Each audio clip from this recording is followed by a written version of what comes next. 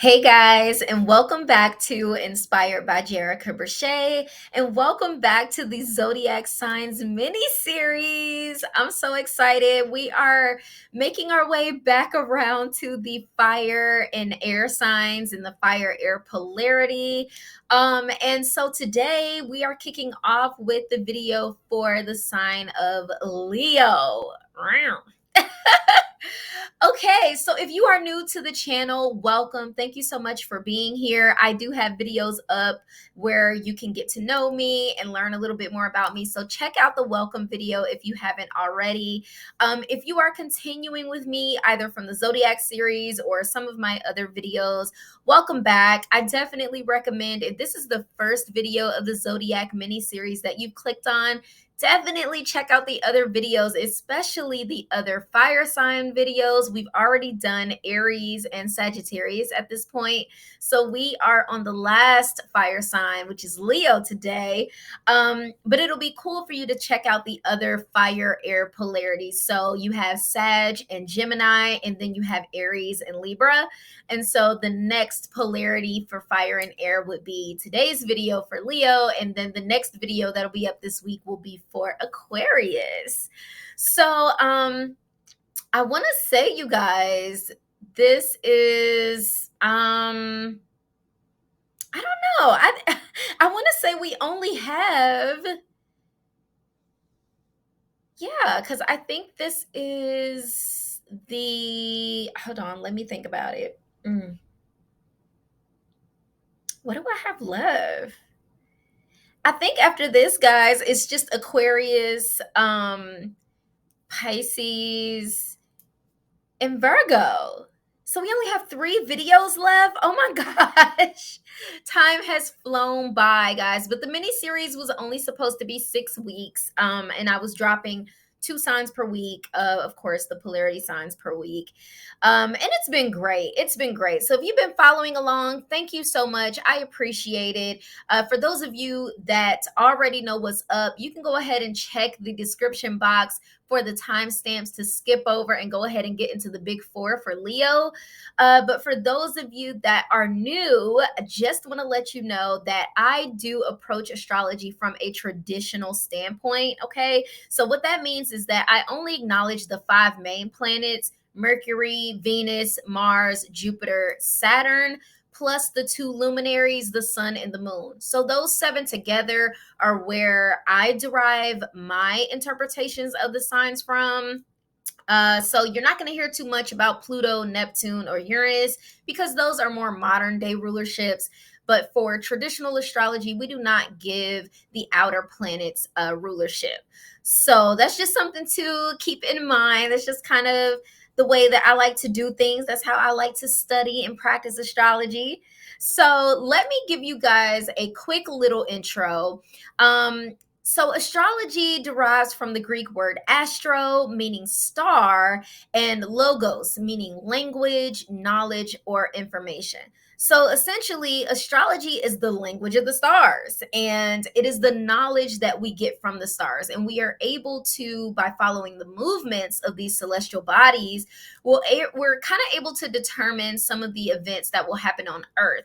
And that is because astrology actually studies the correlation between the movements of the celestial bodies, which we call the planets, and then the terrestrial events that happen on Earth. And that is due to the fact that astrology falls under the universal law of correspondence. So if you are familiar with the Hermetic principles, or if you've read books like the Kabbalion, then you may be very familiar with the universal laws. And correspondence, the law of correspondence, is one of them.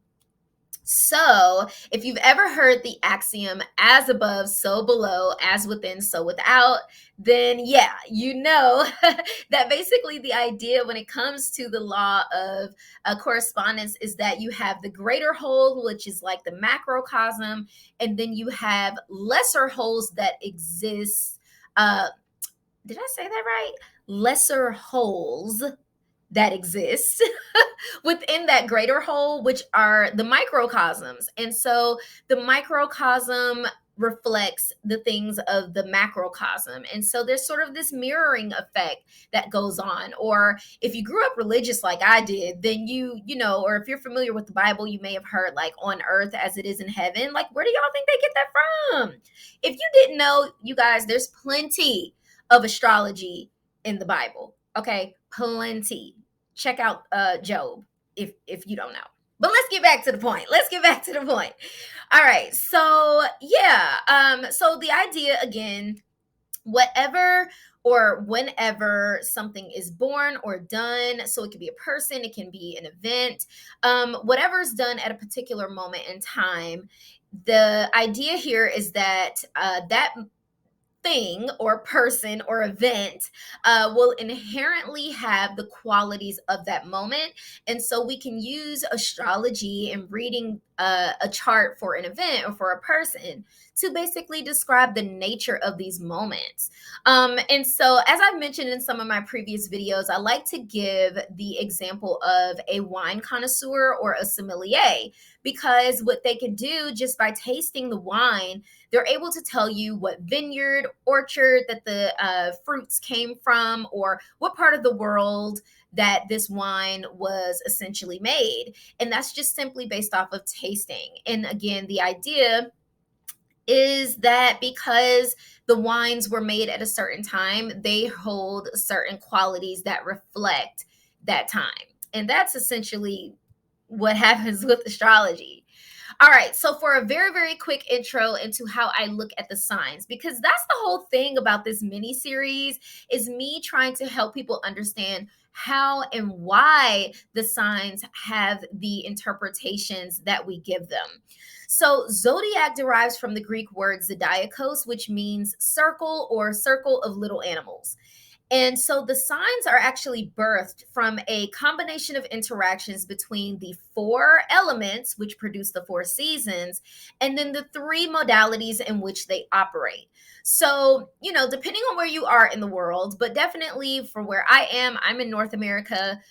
So for us, we do get to experience 4 distinct seasons, and each season has a beginning, a middle, and a transition period. And in astrology, that beginning, middle, and end is what we like to call the modalities. And so when you take the 4 seasons times the 3 modalities, 4 times 3 is 12. That is how you get the 12 zodiacal signs. And contrary to popular belief, the signs are not the stars of the show, okay, as modern astrology may like you to believe. But the signs do flavor, they do add a mode of expression for the planets, which are the true stars of the show, to be able to express themselves. So the way that I like to look at it is like, the planets would be like a body or a person's body, and the signs are the clothes that you wear. What good is a wardrobe if you don't have a body to put it on, right? Like a body to show it off, walk it around, and get that free advertisement. There is no point if you don't have a body. We would not even need clothes if not for bodies to put them on. And so the signs are like that with astrology. It's like, because the planets exist, then it does give the signs its own flair and flavor and its own importance. Because look at the fashion industry. Like, it's not that clothes aren't important, but the fact of the matter is, we only need them because we have bodies. No bodies, no clothes. Okay, so no planets, no signs. That's just kind of how that works. All right, you guys. So we're going to be focusing on 4 major things to get to the bottom of why a sign does what it does, it behaves how it behaves. How did it get its meanings? And the 4 things we're going to be looking at is the gender of the sign. So is it masculine? Is it feminine, nocturnal, diurnal, whatever words you want to use? We're looking at the gender. We will be looking at the element of the sign. So is it fire, water, air, or earth? And then we will also be looking at the mode. So that's that beginning, middle, and end that I talked about, but we call that cardinal, fixed, or mutable. And last, we will be considering the planetary ruler for the sign, because depending on the planet that governs the sign, it's definitely going to have an influence on the expression of that sign. So, are we ready to start? Let's go. All right, so we're talking about Leo, you guys, and Leo is bold and expressive. I tried to do that with my little outfit today. I don't know what y'all think. I try to be extra because Leos are extra. Okay, but we'll get into that. Uh, so the big four for Leo. Leo's gender is yang or masculine or diurnal energy. The element is fire. The modality is fixed, or some people may call solid. And then the planetary ruler is none other than the infamous sun. All right, you guys. So yang energy, let's talk about it. Of course, this is not our first yang sign. What am I saying? Yang is not young. Oh my God, I'm still doing it. Leo is not our first yang sign, is what I was trying to say. All of the fire and air signs are yang. Okay, so any of the fire and air signs that we've covered so far, so Aries, Libra, Sag, and Gemini, those are also yang signs. So if you've been watching, you may be familiar with it, but I'm going to keep beating it into your head because this is what's going to help you to remember how to explain or how to interpret a sign off the top of your head. So it's not about memorization. It's really about you understanding the process and the reasoning behind it, so that if you go back to the reasoning, you'll be able to put together any combination and be able to explain what a sign's attributes are. All right, so getting back to yang.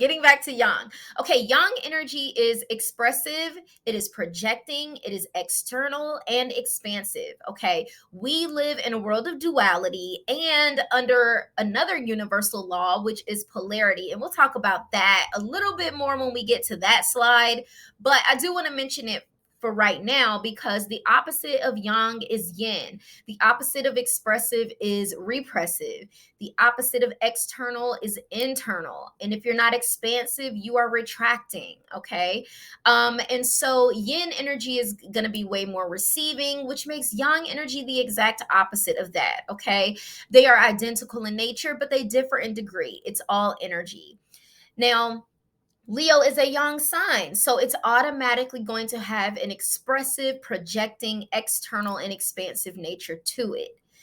Now, Leo is also a fire sign, and so fire is active. It is hot and dry, so those are its qualities. The hot quality being primary, the passive quality is dry, okay? And that's going to give radiance and a bit of extroverted qualities to Leo, and it can be very consuming. I mean, it's fire, it spreads, it just kind of consumes wherever it is and takes over, and it just has this dynamic and radiant expression to it.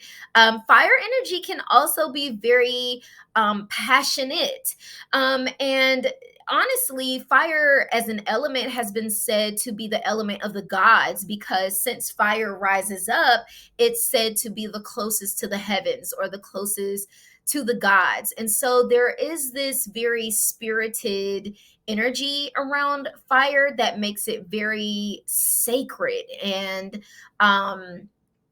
just very, there's like this embodiment to fire that just makes it so like this, oh gosh, like this passionate, trying to find all the words, like this passionate embodiment when it comes to fire that's just very spirited. So when you're around fire people or people that have a lot of fire in their chart, they are passionate about either themselves, what they do, it just depends on how the energy falls. But there's like they put themselves into the things that they're passionate about. And that's the embodiment piece that sticks out, at least for me.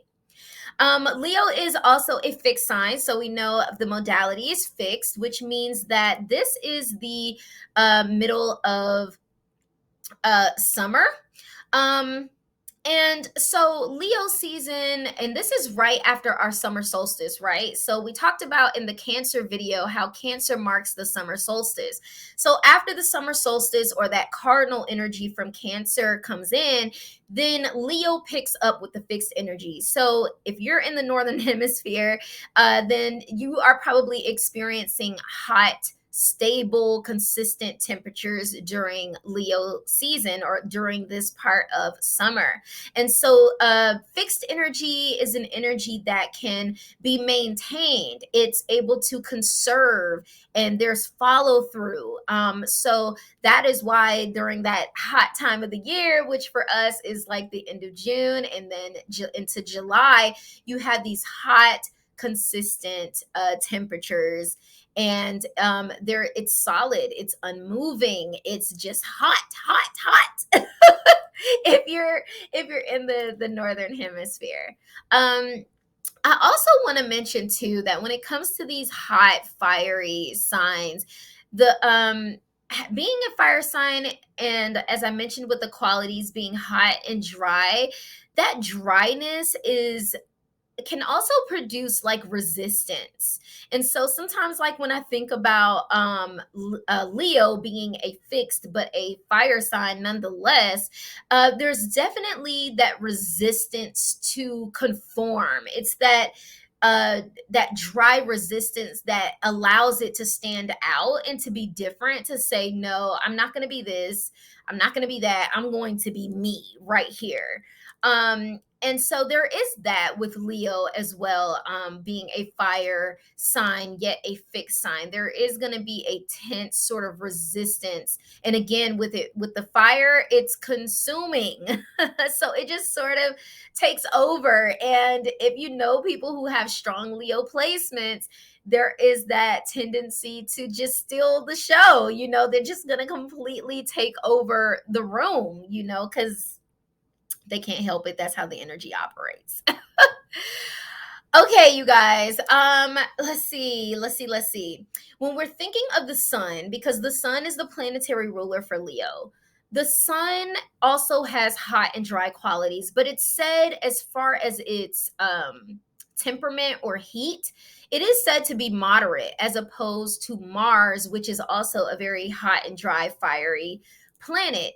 But the difference is that the sun is conducive to growth. It promotes growth, and so it warms. However, if too close to the sun, you do experience what is called combustion, and but it's different from like the destroying capabilities that like Mars energy can sort of have. But when we think of the sun being warm, it's radiant.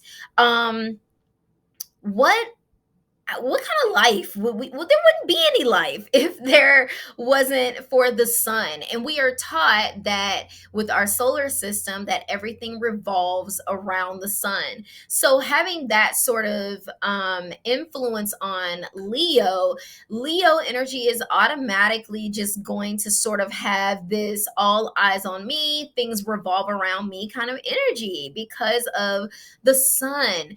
And come to think of it, there are actually a lot of religions that are grounded in sun worship or reverence of the sun. So even when we take big religions that are like the Abrahamic faith religions, like Christianity, literally Jesus is the Son, S-O-N, of God, which God being the creator. And so when we're talking about the sun as a planet, it is also not just the sun, S-U-N, but it's the sun, S-O-N, of the creator of our universe, right? And so everything revolves around the sun, and it's this life giver, it's this light bringer. It illuminates things and helps us to see and to have clarity with its luminosity. And that's another thing about the sun. The sun is very authentic because it literally distinguishes. If it weren't for the sun, there would be nothing to distinguish night and day. But it is because of the existence of the sun that there is a day versus night. And so there is this very authentic um sort of energy to the sun. It can't be anything but itself because it is light itself. And light um illuminates everything that's around it. You're able to see things as it is, versus when we talked about last week ending with Cancer, and Cancer being ruled by the moon. And I talked about how the moon can be, it can be a illusion. There can be a lack of clarity in what you're actually seeing. Are things as they seem? And with the moon, you're going to need to be using what you can't see, which is your intuition. Cancer is a yin sign. You're going to need to lean on that in order to be able to see your way through. And a lot of seers, so not C, I'm sorry, SEERS, seers, right? They, when they are represented in media or in movies, a lot of seers tend to be blind. I know, like, if you watch Game of Thrones, the Raven or whatever, I can't think of his name at the time, but at the moment, but he went blind, right? So there was him, and then I had recently watched and it's an old movie, but the remake of Snow White. It's like Snow White and the Henchman or something like that. Something like that. But anyway, Doc, which is the main, like the leader dwarf of the seven dwarfs, Doc was represented as blind in that movie. And so with the blindness, you're able to see inwardly and internal. Whereas when we're talking about the sun, it's external, it's visible, it's without a shadow of a doubt. There is no confusion because we can all clearly see that it is what it is. And so what I love about the sun is there is no fakeness, like what you see is literally what you get. And there is individuality to the sun. The sun wants to be itself. It is regal and royal. So it can be represented as the father in your birth chart, or leaders or leadership. And it represents authority, it's power. It is the divine, as I said, it's the life giver, it's the son of God, this way by which everything on earth has the ability to exist because we have the sun. And so the sun is self-centered because I am that I am, right? Like when you are that which provides everything else, you can't help but be self-centered, right? And if we think about the glyph for the sun, it's usually a circle with a dot in the middle. So the sun has an ability to see 365 degrees, well, I'm saying 365, thinking of the calendar. Oh my gosh.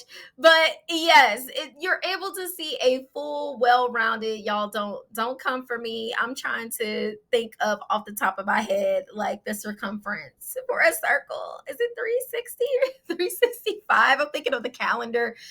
Oh my God. Anyway, my point is that being in the middle, being the center, it's able to see everything around it. And that circle, could be representative of consciousness. And so the sun represents consciousness. It's the right now, it's very present.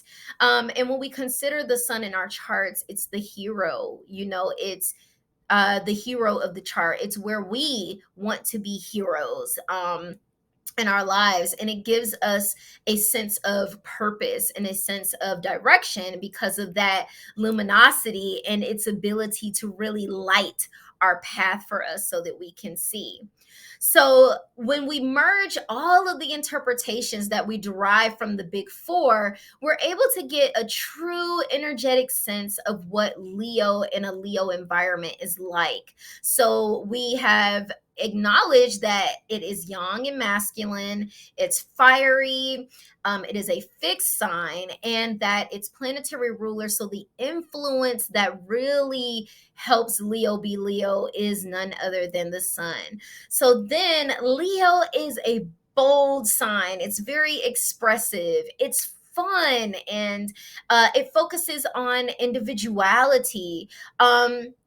Leo, along with the other fire signs of Sagittarius, and Aries, there is a focus on identity, and it really wants to establish itself in the world. It's about establishing itself individual from everything else around it. But of course, of those three, Sagittarius, Leo, and Aries, only Leo is ruled by the sun. So that gives it more of a that prideful and egoic, self-centered expression to it. It is focused on the self. It needs recognition. It wants to be seen, right? The animal for Leo is the lion, and the lion is the king of the jungle. So there needs to be a sense of reverence there, you know. It wants to be bowed to, and it needs a audience, or it needs a kingdom to sort of rule over. So, you know, Leo energy can also be leaders or leadership. It's going to be very self-reliant. It's self-motivating. As I stated before, I am that I am. If I am that which allows everything else to be possible, then I am going to be self-reliant. I am going to be self-motivating. um let's see what else we have here. We have honesty. As I stated, what you see is what you get. So that authenticity piece that comes in. So planets that are visiting Leo's domain, as I sort of touched on earlier, there will not be a energy of, you know, hiding or being unseen. Like, not at all. Planets in Leo want to be seen. They are strong willed. They're going to be more direct and straightforward due to that authenticity. They can be very youthful and playful. There's definitely a youthful, fun sort of energy to Leo as well. And optimism is sort of just looking on the bright side and having this strong belief that, you know, I can do anything. I'm possible, you know, it's possible for me to do anything. The possibilities are endless, which is nice. And when you are the I am that I am, right? The creativity, you have the ability, everything is created because of you. Everything is created from you, essentially. So there is a creative aspect to Leo as well. As that ruler, that sun, you know, you make the laws, you create the rules. And it's like your world, and everybody else just sort of lives in it. So for those of you that either have the sun, the moon, the ascendant in Leo, you may really resonate with some of this. Or if you have a lot of fire or Leo placements in your chart, then you may resonate with this as well. So let's get into discussing the polarity for Leo. And the polarity sign for Leo is Aquarius. So that means that Leo and Aquarius are opposite each other in the birth chart. They are opposite each other in the sky. So again, when it comes to polarity, it's really just two sides of the same coin. So there are things that appear to be opposite or contradictory. They're really just two extremes of the same thing. So they are identical in nature, but then they differ in degree. So if you consider temperature, for example, you have hot on one end of the spectrum, you have cold on the other end of the spectrum. But in nature, they are both temperature. And the only reason why you're able to distinguish one from the other is because of the degrees that lie between them. So if the degrees are far over to one side, you'll be experiencing hot. But if the degrees fall over to the other end of that spectrum, you're going to be experiencing cold. And one cannot exist without the other. And so Leo and Aquarius are identical in nature. They just differ in degree. And the more that they differ in degree, the more we're able to see the differences between Leo and Aquarius. So let's talk about where they are similar. So both Leo and Aquarius are fixed signs. So their modality is fixed or solid, and they both share a gender of yang, diurnal, or masculine. Okay, and so they have affinity. You know, fire and air supports each other. You can literally fan the flames, so that they they have a lot in common right there. So when it comes to being fixed, we went over what that looks like. There's stability, being unmovable, reliable, having that follow through, and that dependable nature. Both Leo and Aquarius have that.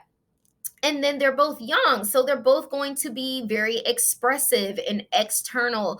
They're going to show up and they have this sense of visibility in the world, and they are going to be more projecting. So they want to take their energy and they want to disperse it. You know, it's got to get out there and touch somebody. I need somebody to see me, I need somebody to hear me. They both have that in common. But then where they're different is due to the fact of their element and planetary rulers. So Leo is fire and element, and its planetary ruler is the sun. But for Aquarius, it is an air element sign, and its planetary ruler is Saturn. And so, you know, when I think of the sun and Saturn, I honestly think of like God versus the devil, because and this goes back to polarity, guys, like everything is identical in nature. Okay. And so that's why typically in the world of metaphysics, or people that consider themselves spiritual versus religious, you realize that that energy of God and the devil are one and the same. They just appear to be contradictory if you only focus on the differences. Or even consider, like, if you watch Marvel movies or really any sort of hero trope type of movie, you have the hero, you have the villain. And in a lot of ways, the hero and the villain are the same. And in a lot of ways, they want the same things. They just have different paths that they take to bring about change, or to bring about the things that they say that they want. Even to the extent where, if you really do some research into some of the heroes in some of our most iconic stories, you know, you think Marvel or Harry Potter, or, you know, the hero's journey trope that Joseph Campbell established for us, we realize that there's a little bit of villain in every hero, and there is a hero in every villain. And that is the whole polarity yin yang aspect, is that one cannot exist without the other.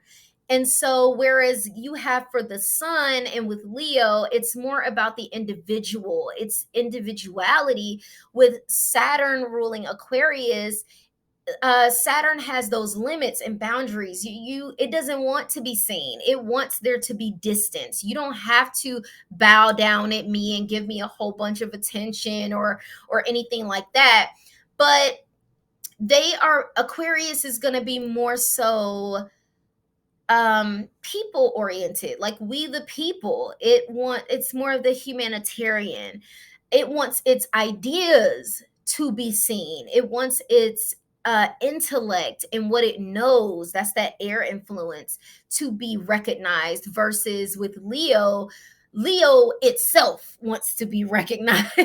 You know, like, as the individual, it as an entity wants that recognition and that reverence. Whereas Aquarius just wants credit where credit is due. Aquarius doesn't mind working behind the scenes sometimes, as long as it gets the rightful bragging rights that it deserves, you know.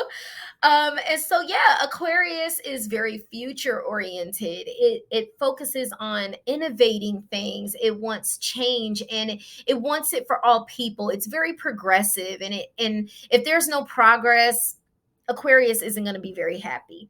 Now the sun, again, more egocentric. It's going to be more self-centered around the self.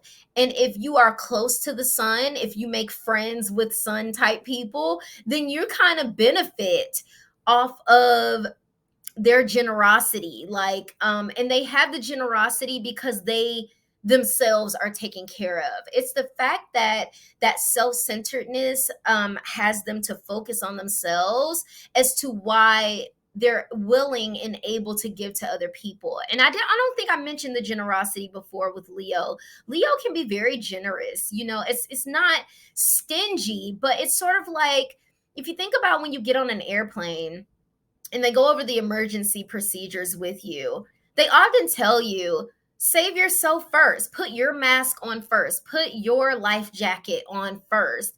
Then you help the next person, because, I mean, it's self-preservation. What good are you if you don't feel your own well first? And so, as we've probably seen with many like movies that have these dynasties and these kingdoms, when the king is well, the kingdom will flourish. But when the king is not so well, then everything that it rules and everything that it governs takes a hit and suffers as a result of that.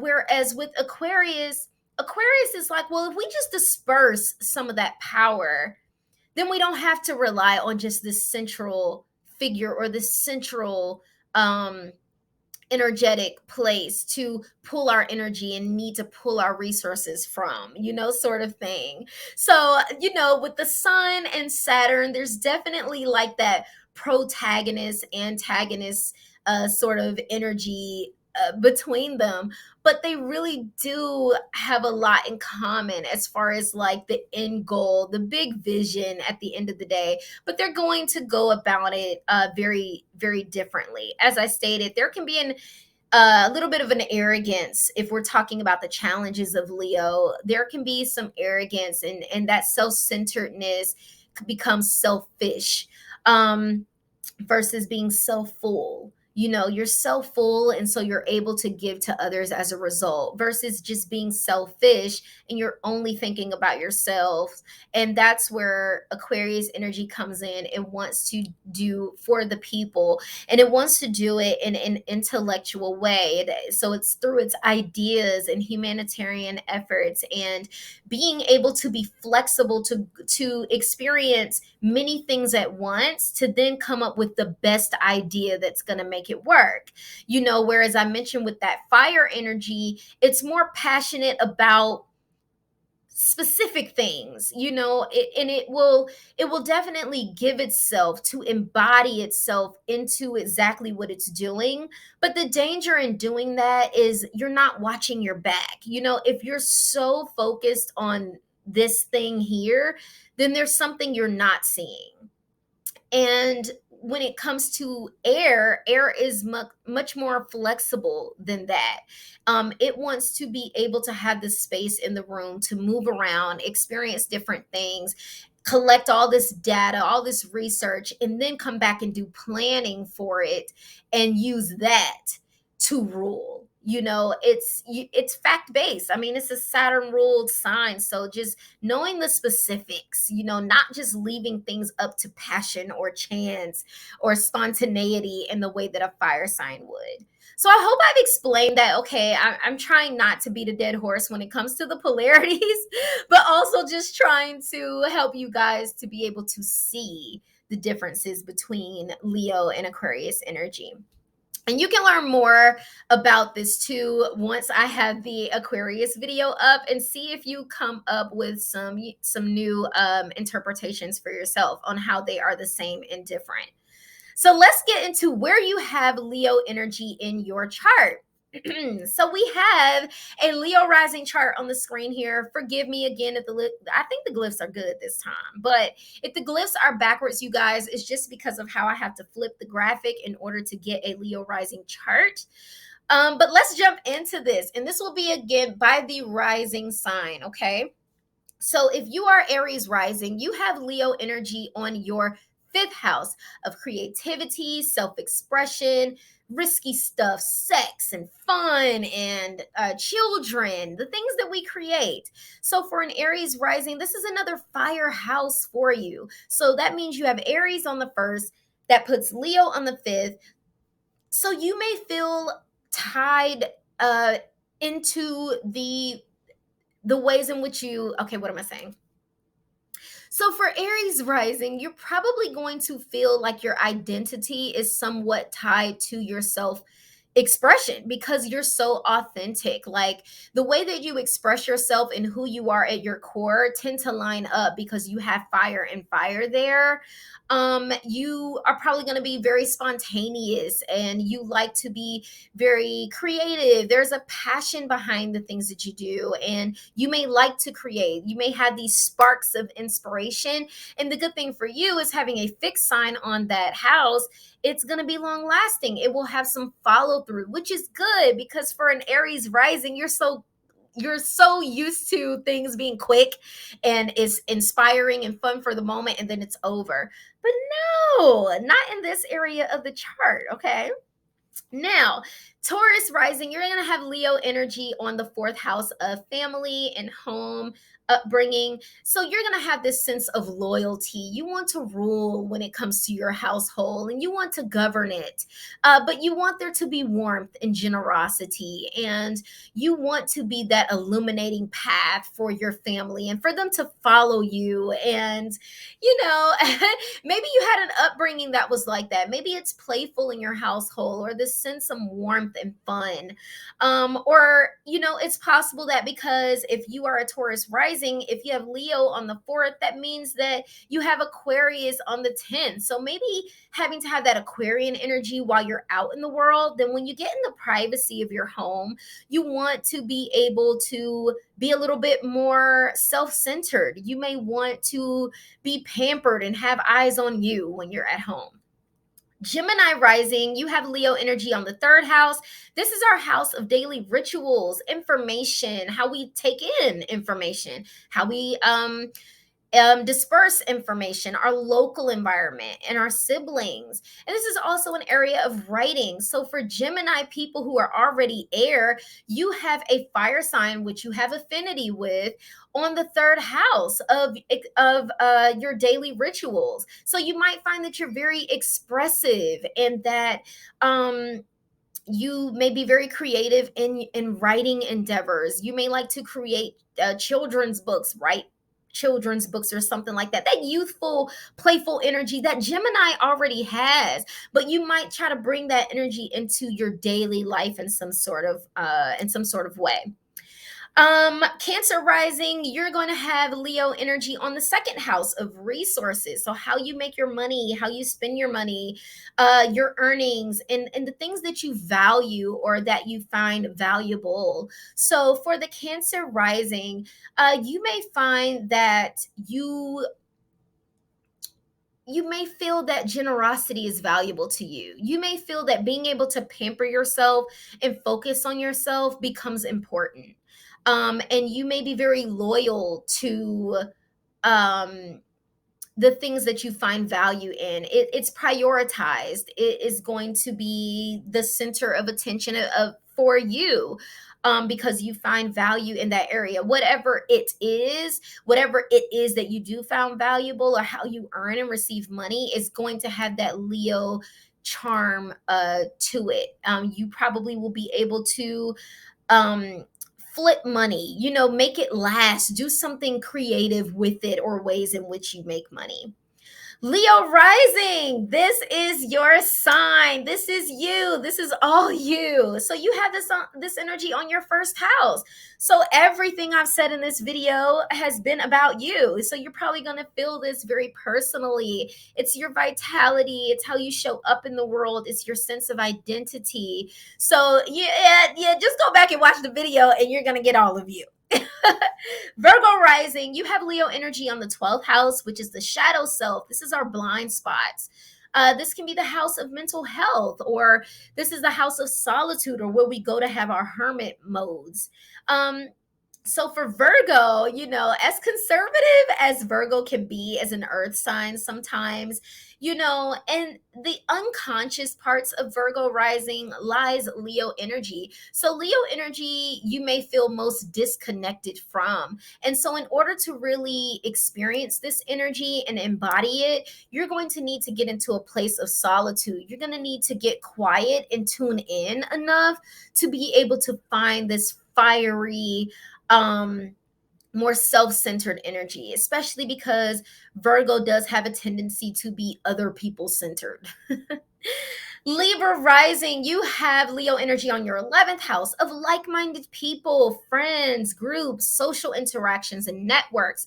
So, for Leo rising, I'm sorry, a Libra rising people, you may find that the people you connect with in the world have Leo energy, or you yourself may embody Leo energy when you're out. Your friends may feel like you are very like the star of the show. You know how to you walk in a room and everybody pays attention to you, or they gravitate towards you, or you like having friends that are playful and youthful and know how to have a good time, or at least you like networking with those types of people.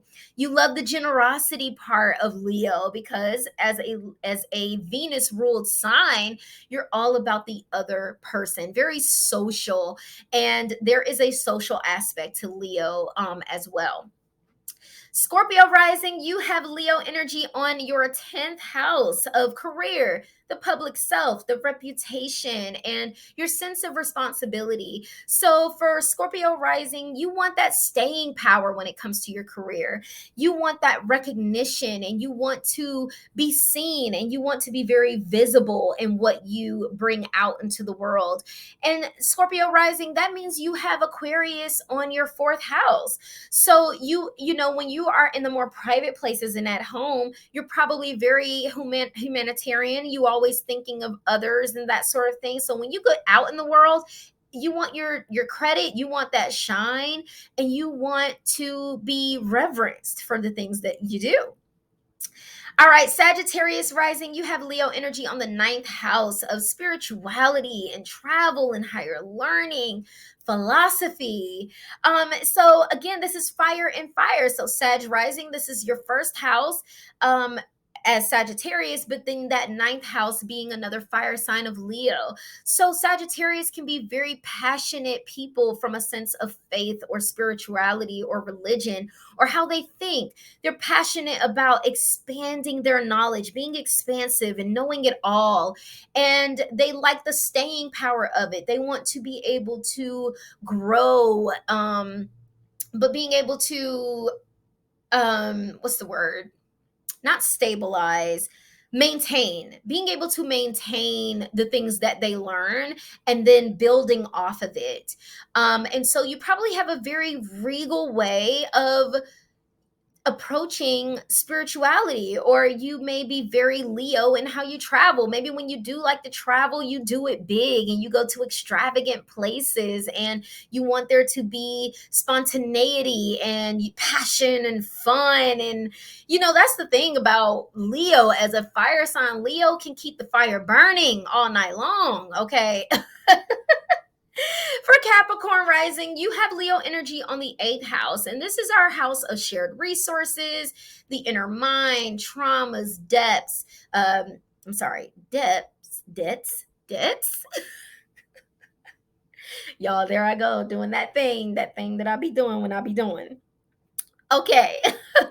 So yes, Capricorn rising. So you may be a little bit more of the leader when it comes to other people's money or sharing resources with people. You might want to take the lead, but you may be generous. You just want to be in charge of it. That's where I think you're going to see more of the leadership abilities for a Capricorn rising. And you want to make sure that you're going to get a benefit in there. So, there could be a little bit of self centeredness when it comes to dealing with other people having to share resources. As a Capricorn rising, it's got to be practical for you. So, having Leo energy on that chart, it's got to make sense if you're going to have to share your resources. And as long as you are taken care of as a Capricorn rising, you'll be fine with taking care of other people and sharing your resources with other people. Aquarius rising, okay, this is your polarity sign. So this automatically puts Leo on the 7th house of relationships, your relationships with others, whether romantic or platonic. This is the area where you are committed in your one-on-one interactions with other people. So, for Aquarius rising, you may like to have a very Leo approach in how you have relations with other people. You know, you may be looking for partners or romantic relationships that exhibit Leo qualities. So you may want somebody who can be a little bit more focused on the self, show you how to focus on yourself sometimes, because that's what needs to be reflected back to you. If you're somebody that's always considering others, you know, that opposite energy of Leo will be able to offer you, hey, feed yourself, you know, make sure you eat first, put your life jacket on first, and then take care of other people. So it's good to have that balance. So when you're too in your head as an Aquarius and you're too other people centered, that Leo energy will help to bring it back. Okay. Last, we have Pisces rising. In Pisces, you're going to have this on the 6th house of daily routine, work. This is your health, your altruism, and your sense, kind of your place of duty, or where you feel obligated. And so for Pisces rising, you're already Jupiter ruled. So you already think grandiose and big, and you already lack such boundaries being a water sign, right? So having Leo in this house can just make you even more generous. You know, you want to shine in the workplace. You want to be known for the things that you do, and you're going to have a very regal ruling, you know, being the provider. Like sometimes being the source of the resources itself is the sort of energy that can take with Pisces rising, and that can burn you out. So be very careful of that Pisces rising, to where you give so much of yourself and you sort of feel like you have this kingdom, which is which is humanity itself, that you need to rule over and guide, and that you feel responsible for. So yeah, you guys, that is Leo through all of the different houses. Make sure you check the description box below, because if you have never seen your birth chart, I have some links down there where you can pull one up and generate a chart for yourself and figure out where you have Leo energy in your chart. So that's it for this video, guys. I want to say this is definitely like the longest I think that I've done. And if it ends up being the longest, because I still have 3 more videos to record, then that's Leo standing out, stealing the show, right? But again, you guys, my name is Jerica Brochet. I am a spiritual maven, astrologer, certified Usui Reiki master, and a certified integrative healing arts practitioner. And I want you guys to get to know yourself energetically. So right now, at least at the time that I have uploaded this video, I am offering a simple 30 to 45 minute personality analysis of your birth chart. So if you want to get to know yourself more and figure out where these energies are working in your energetic makeup, I can totally help you do that. Check the description box below and I'll have some information there for you. And please follow me on social medias. My Instagram handle is on the page right now. It is at msjerib. And that's it, you guys. If you like this video, please like it, share it, and consider subscribing and leave me a comment. And that's it. I will see you guys in the next video. Bye.